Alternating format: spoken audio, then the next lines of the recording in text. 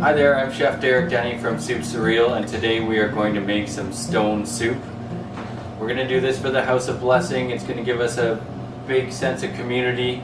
The whole point of stone soup is to show that if we all give a little, we can all have enough. But first things first, we need some ingredients. Just like the soup in the story, ours will be made up of ingredients from all over the place. So we're going to press in our garlic, and that'll break loose our clove.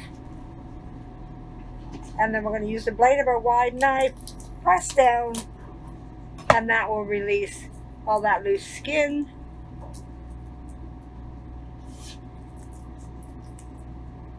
When you're using garlic right away, you might want to mince it, but if you're not using it right away, it's better to cut it.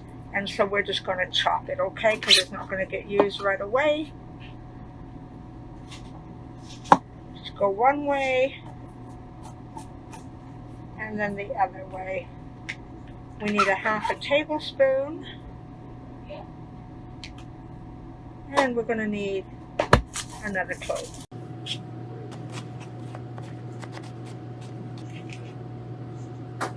And we have our half a tablespoon of cut garlic for their soup.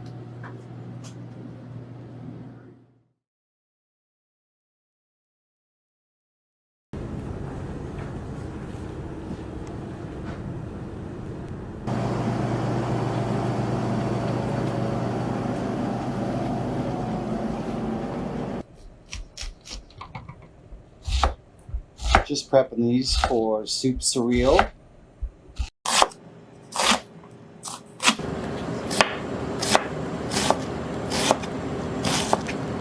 So the best way that I like to cut them, make sure your knife is nice and sharp, and just score the onion, turn it, and then just make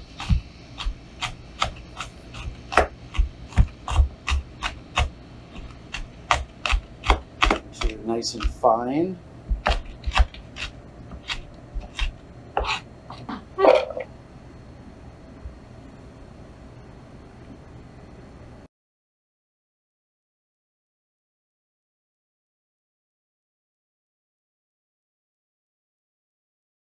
So today we are going to boil penne noodles for the soup that's going to be made. Right now we have water boiling that we're going to add salt to.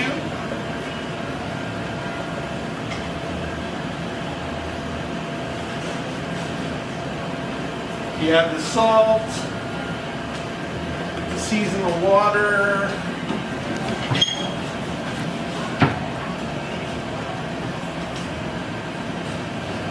And that's rapidly boiling, and then we'll add the pasta noodles to it. Now on the box it says to boil the pasta for 11 minutes. When we make soup, we don't boil it for the full duration of the time, because when you're adding it to the soup, what's going to happen is the pasta is going to cook more in the making of the soup. So we want to get it so that it is kind of parboiled, so it's kind of less than al dente, just so that it doesn't overcook on us, because it'll go really to a mushy paste when you have it in the soup if it's too overcooked. You just want to make sure that it's still going to be crunchy. We're going to set the timer for 6 minutes just to see if that's going to be about the proper amount of time, just so that they aren't overcooked. The last thing we want is to have them overcooked, because like I said, in the hot soup, they're going to be cooking more. And then the salt's basically added just so that the pasta has more flavor going into the soup. The other ingredients of the soup will basically enhance the seasoning of the noodles also. The noodles are kind of like a sponge. They're basically taking on the flavors of the other components of the soup. You just want to get it so that everything absorbs evenly. So you can see there that it's probably about a quarter of the way now with the boiling of the water. And the water is boiling quite rapidly so that you'll have an even cook on the pasta. And then after this is done, that we get it to the point, we're going to put it into a colander and then cool it down right away so that it's not going to overcook. It'll basically stop the cooking process, and then we'll basically cut it so it'll be ready to add to the other ingredients of the soup. If you didn't cook the noodles first before you cut it up, they would just end up shattering on you. That's why you want to get it to a point where it's pliable, so you can cut it up to the proper size that you want. All pasta is basically at a different size. You have to look at the pasta that you're using to see if you need to cut it or not. If it's already smaller, you don't need to cut it. If it's way too large, then you cut it down to a size you want it so that it's going to fit onto a regular size soup spoon so that it's easier to manage when you're having your bowl of soup. Soup's one of those things that's comfort food. It's fun to basically make. Anybody can basically make soup and just enjoy it, especially with these fall days that we're having now and getting into the winter months. It really brings the comfort of home in your cooking, which everyone just enjoys. You want to keep stirring it just so it doesn't stick to the bottom of your pot. Usually a rapid boil on the water will keep that from occurring, but just to make sure that nothing sticks, you just keep stirring it. Okay, so that's our halfway mark. Our timer just went off on the 6 minutes. And you basically take a look at it and you see that the pasta now is like par cooked. So it's basically halfway through. A knife will go through there very easy. Another way that you can check it too is by just trying a piece of pasta, and you'll be able to tell that it's cooked enough so that you can use it. Okay, so now what we'll do is we're going to drain. So you just use any strainer, whatever you have. And remember, this part is crucial because you want it to stop the cooking process. So you want to add cold water to it to basically get it so that it's not going to cook anymore because it's already at your point. If you cook it too much, then your pasta will just go mushy. Okay, and then we just put it into a bowl, like so. Okay, and then the way it is to be is cut in half. Basically take the pasta and cut it in half.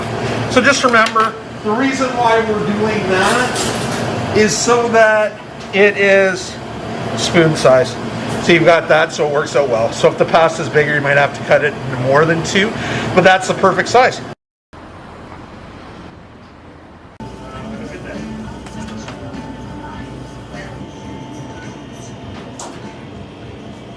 Hi, my name's Toby. I'm one of the butchers here at the Butcher Baker in Stratford, Ontario. Today we're going to be grinding up some AAA outside around beef for Derek down at Soup Surreal for the empty bowl stone soup. And we'll just get it grinded here.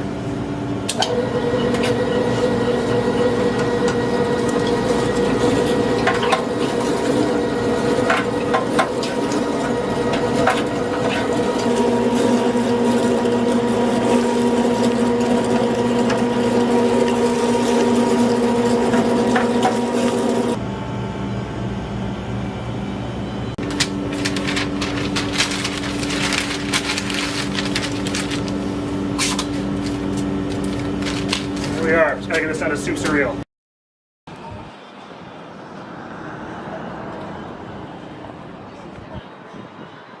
Hi, I'm Mallie from Mercer Beer Hall.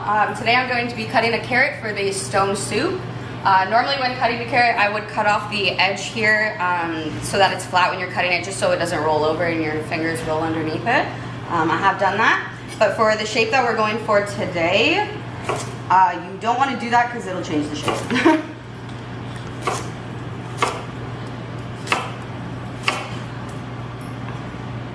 Just cut it in half. Half again, and you get these little bite-sized triangle pieces. So the way you want to hold your hands is so that your fingers are kind of like curled under when you're holding it, and the knife is pressed up against it. If you hold it like this, you got a better chance of hitting your fingers, right? When you go like this, it'll hit your knuckle first. And that's the proper way to hold it.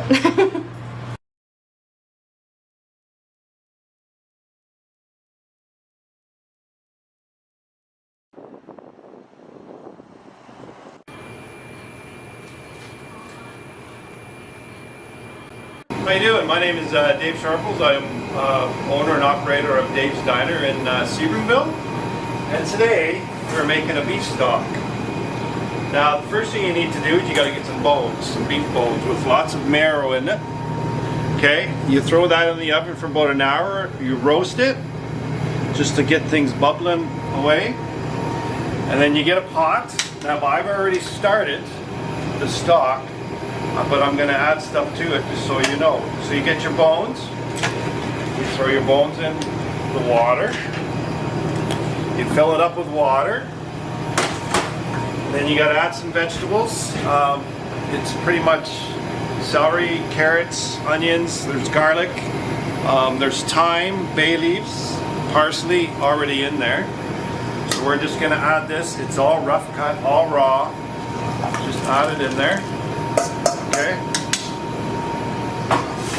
and you leave this on the stove, and you let it come to a rolling boil, and then you simmer it for about 6 to 8 hours. You strain it, you let it cool. When it cools, you'll have a little bit of grease from the bones on top. You just take that off because it will be solidified, and you have your stock for the soup. And you go from there. Have you or anyone you know ever struggled with hunger or food insecurity? If you're comfortable sharing, please tell us about this experience. I personally have not, but I do know of people in my adult life that are struggling, like to this day, with food, and like I said, homelessness. And, you know, it's very sad. I see it every day at the grocery store. People wait in line at the grocery store, and people, you know, they get the coupons out just to try to save that, you know, 30 cents on a bag of potatoes or something. It's very sad to see. And you know, I'm not going to mention any names, but yeah, I do know people in my own personal group of friends that is struggling. And there's, what do you do, right? You know, they rely on some government support, and again, the House of Blessing helps out. And you just try to do your part, and hopefully things get better. Dave, you have been a strong supporter of Stratford House of Blessing by participating in empty bowls each year and through a great offer in the past for savings. Why do you choose to support Stratford House of Blessing? Because Stratford House of Blessing has a service that people in this country unfortunately need. You can go through any city, any little town in Canada, and you can find homeless people. You can find people that are don't have enough money for food. And what you guys provide is just amazing. And you know, being an owner of a restaurant with, you know, I always have food here. You know, I'm glad we can help participate in giving you to help feed the community. Because without I live in the community, and it's sad to see people that are struggling. And if I can do whatever I can do, I will do that. If there's one thing that goes great with stone soup, it's bread. Thank you, Downey Street Bakehouse. And now, back to Derek. So first things first, we're gonna put our stone stock on. We're gonna place our beautiful washed stones into our pot, and we're gonna add our beef stock to that. And this is how we make stone broth. We're just gonna put the stone stock right on the stove and get that going for a little bit. Just on low, and it'll be ready when we need it. First things first, we're gonna talk about our ingredients a little bit. You have the recipe. Our ingredients are as follows. We have our diced carrots, diced onions. We've got our lovely cooked penne that's already been cut in threes. The reason we cut it in threes is just to make it a little better for your spoon let the younger ones be able to get some of everything on their spoon as they're trying to eat their delicious stone soup. Then we have our lovely kidney beans, which have been pre-rinsed. And we have our ground beef ready to go. And this is not frozen, this is fresh. There are instructions in case that you are cooking with frozen ground beef. It's not a big deal, you can start from frozen. We have our chopped garlic.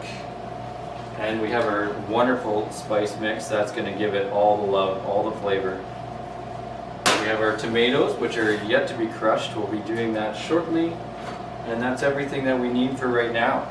We've got our stone stock on, we're going to get right into toasting the spices. So now that we know we have all of our ingredients, we're going to make sure that we get our pot on, just nice low heat for this first step. You can go a little bit higher than low heat, but you don't want to go too high. What we want to see is we want to see this pan get just warm enough to toast our spices. That's the first step for this. We're going to toast our spices to the point where they're just about to start smoking. You don't want to see too much smoke. You just want your house to smell amazing. That's what you want right now. So we're going to take a look here, and we're just going to put our hand over it. Not on it, just over it, just to see if it's warm enough. Get in there. We're going to have our spoon ready. Our pot's ready to go. If you need a cloth for your pot here, you're going to have that ready to go too. And as soon as we think it's warm enough, that's when we add our spices. Again, not too hot, and stirring constantly. Just a nice light toast. And I can smell it already. And again, just stirring constantly. Nothing is smoking yet. Nothing to worry about. No stress. You can do this with all your soups, all your curries. Anytime you're putting spices into something, I always recommend toasting them a little bit first. And now I can see that they're starting to smoke. Okay, that's when we know we want to stop. We're going to keep stirring, and we're going to dump it right into that big mixing bowl. Make sure that they're all lit. And we're going to set that aside. That's going to be really handy for us later. Okay, the next step is we're going to put our ground beef on. This is when we want to get a little bit of browning, but it doesn't have to be torched to the pot. We just want to get some browning, get some flavor in there, make sure the beef is fully cooked. So again, we're going to go to about a medium heat to medium low. And it's in your comfort level. It's what, if you're able to stay on the pot the whole time, you can turn it up higher if you want to eat sooner. But this is more of a comfort level. So we're going to get our ground beef going. Again, we're just looking to brown it lightly and make sure that it's fully cooked. We're going to break it up a little bit as we go. And I always like to season my ground beef a little bit with salt. Nothing crazy. You don't want it to overwhelm the soup. You just want to add a little bit as you go to cook it. So we're going to add that ground beef. And you don't need any oil in here. As long as your temperature is not too hot when you start with it, there should be enough fat in the beef itself to make sure that you're getting what you need. Stir that in.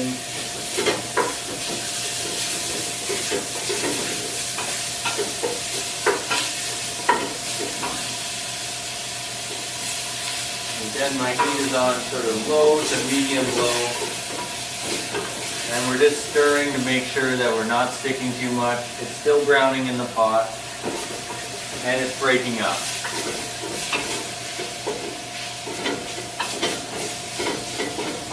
And if you're ever worried that it's sticking too much, you're always welcome to add a little bit of water to it just to deglaze the pan, get all that browning off the pan, and then you can sort of restart with your heat.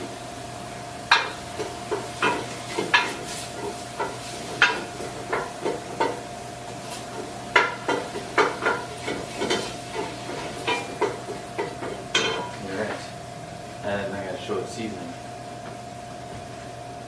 So this is when we want to add our salt to our ground beef. It's going to be just a little bit, just to get things going, just to give the flavor of the beef really in there. We don't want to be too much with this one. Just a little bit of salt. And it's a preference thing. What does your family prefer?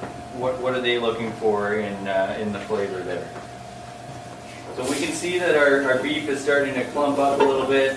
Maybe I'm not doing the best job of stirring it up, but I have a special chef's trick that's going to help you out here. Can you grab me the potato masher? Sure. All right, thank you. So you're just going to take your potato masher and you're going to mash it around just like this. Good fun. Give it a stir with the masher and you're just going to break that up, and that's my big chef's trick. That's going to really help you out. And you can use that anytime for any time you cook ground beef. It just helps it break it up, gives you a little bit more confidence as you're going into adding into the spices. All right, so our beef is all ready. It's done being cooked. It's got a nice brown color to it. Now's the point where we want to take it out of the pot. We're going to add it to the spices, and this is a great job for someone else in your household who maybe isn't right on the stove, but they can stir the spices in while you're getting your next ingredients in the pot. So Ashley, can you please help us stir the spices in? Sure. So I'm just going to get all that lovely ground beef right into that bowl where we left our spices. And would you be willing to stir that for me? Absolutely. And we're just going to stir until all the spices coat all the beef. That's going to help us build that flavor. Sounds good. While she's doing that, I'm going to make sure that my pot's back on the heat. I've looked at my temperature here, and we're looking at about medium to medium low again. And we're going to add our onions and our carrots and then eventually our garlic. Get all the carrots in there. And all our onions in there. Beautiful. And at this point, you're going to want to, just like with the ground beef, you're going to want to add a little bit of salt.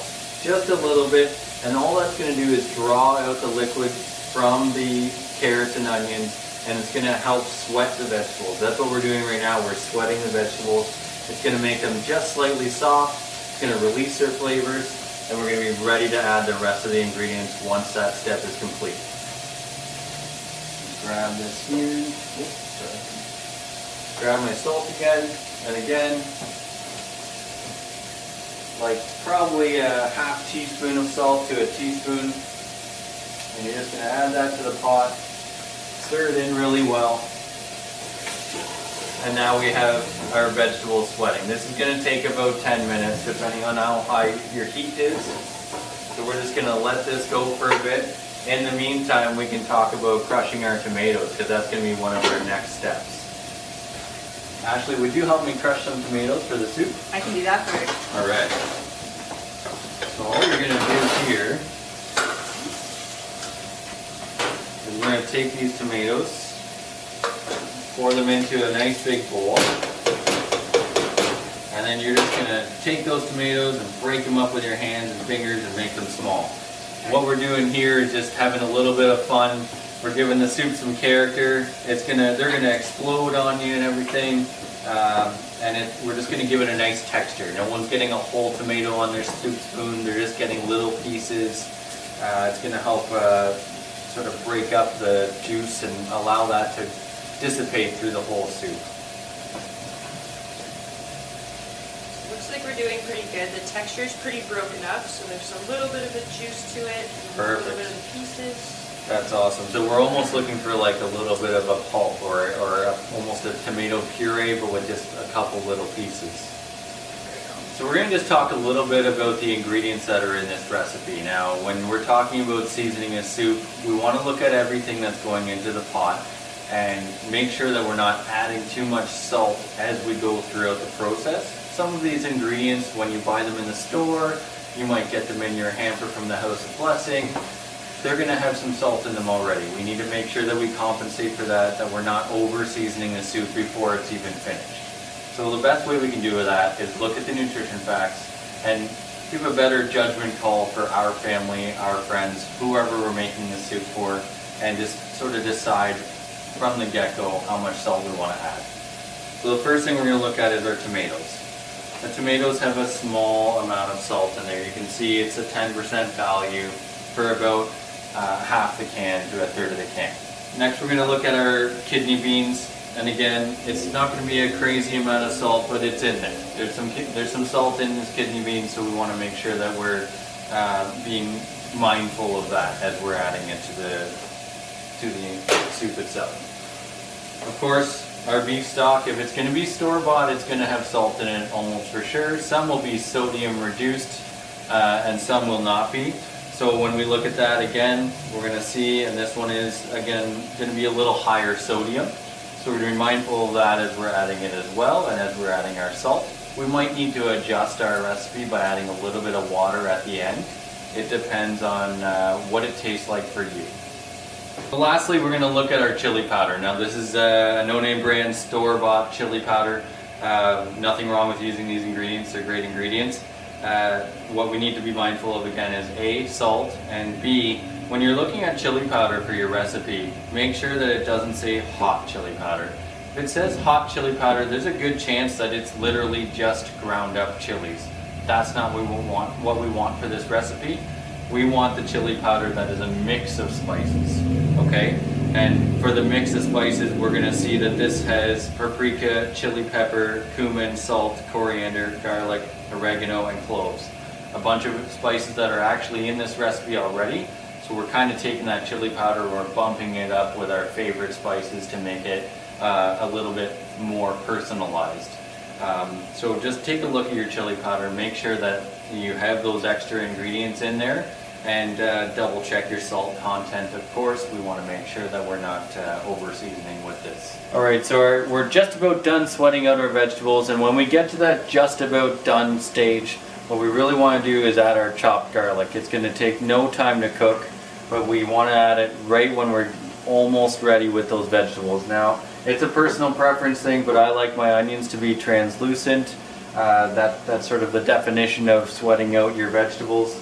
And then that's when I like to add my garlic. Once you can sort of see through the onions, then you can add your garlic, stir it in, and then begin to add your other ingredients. So we're just going to do that right now, add our garlic. And if your house doesn't already smell fantastic, it's going to smell really good right now.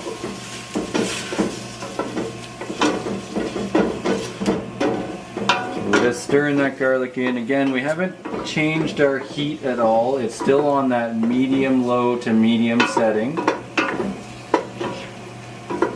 And we're just going to give that garlic 1 to 2 minutes to cook. It's very small, so it shouldn't take very long. While we're waiting for that to cook, we can make sure that our beef has all been stirred in with the spices, and that's ready to go. And the tomatoes, which are going to go in just at the same time here. And so it looks like we are ready here with our garlic. Garlic's all cooked, vegetables are all sweated out. Now we can add our ground beef, our tomatoes, and then our stone stock all simultaneously so that we can really start bringing this to a nice simmer. And we're almost there. So first our beef.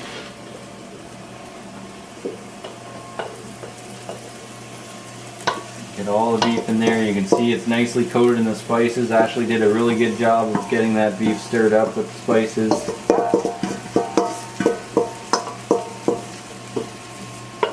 Stir that in.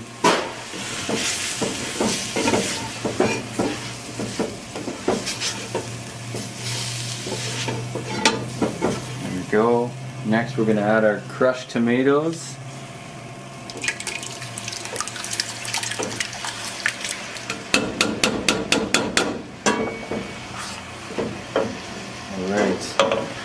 Now all of our tomatoes are in there.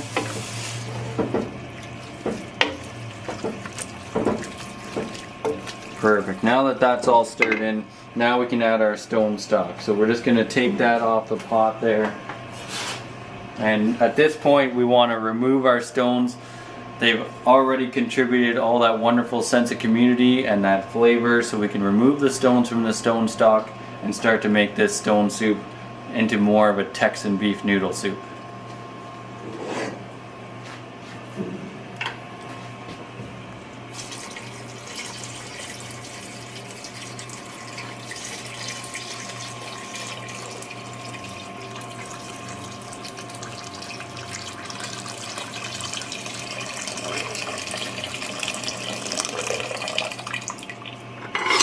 Beautiful. At this point that we want to add our water as well. We just had that half a cup of water, and that's just, the water is just there to compensate for the natural reduction of the soup as it simmers. And again, it's also to compensate for the amount of salt that will be in the stock and the tomatoes. We want to make sure that it has something to work with when it starts to reduce and simmer. So it's at this stage that we can just bring this to a slight simmer. So I'm going to turn up my heat until it starts to do that. Once it simmers, we want it back on low just for a few minutes, and then we're going to add our kidney beans, simmer it again, and then we'll be all ready to season and taste.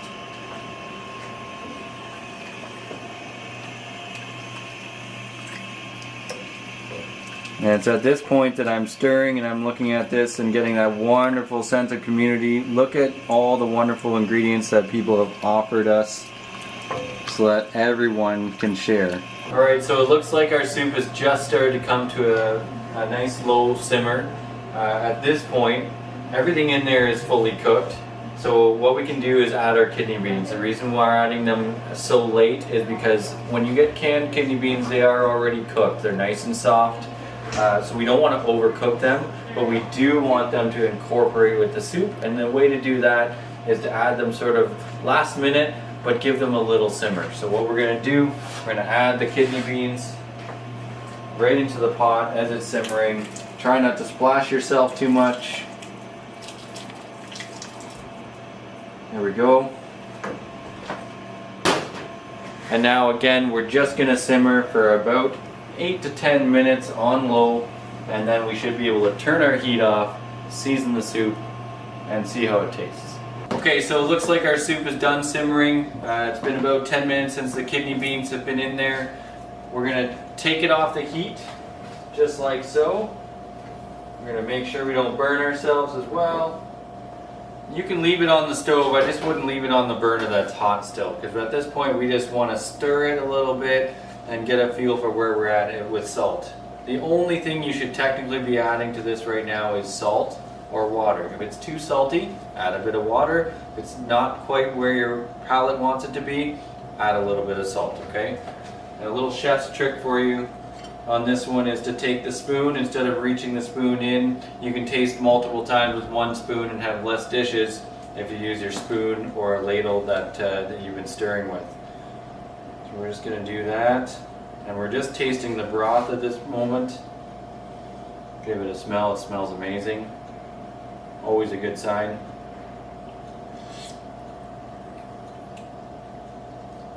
Okay, that's pretty good. Now I know that I know what I'm doing here, but I'm pretty sure that that's bang on. So if you were not comfortable with it, again, add a little water or a little salt. There's a couple things to be pointing out right now. We have your iodized salt. Everyone knows this salt. You all have it in your homes. It works and it's fantastic. There's nothing wrong with it. I typically use kosher salt. Kosher salt's a little less intense. With the iodized salt, you're going to want to use a little less than with the kosher salt, okay? So if you're using kosher salt, you might need to use a little bit more than what our recipe asks for. At this point, our soup's hot. It's ready to go. Family ready to go, ready to eat. Are you ready to eat? This is the point where we can decide, okay, do we want to pour it over rice or do we want to pour it over noodles? So we've got some cut penne, as you saw earlier. So these noodles have been cooked and then cut in 3 so that they fit on your spoon.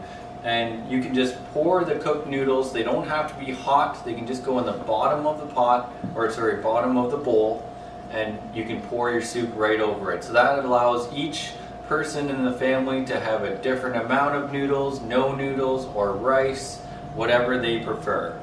Now it's important also to encourage you to garnish this soup. You can garnish this soup with almost whatever you want. Think about tacos, sour cream, cheese, cilantro, lime juice, lime wedges, whatever you want to make it a little bit more fun and bright. I really recommend sour cream and nachos, a little side of bread maybe. The other thing to add in here is when it gets to this stage, just before it's done, if you want, if you have diced peppers, if you have frozen corn or frozen peas.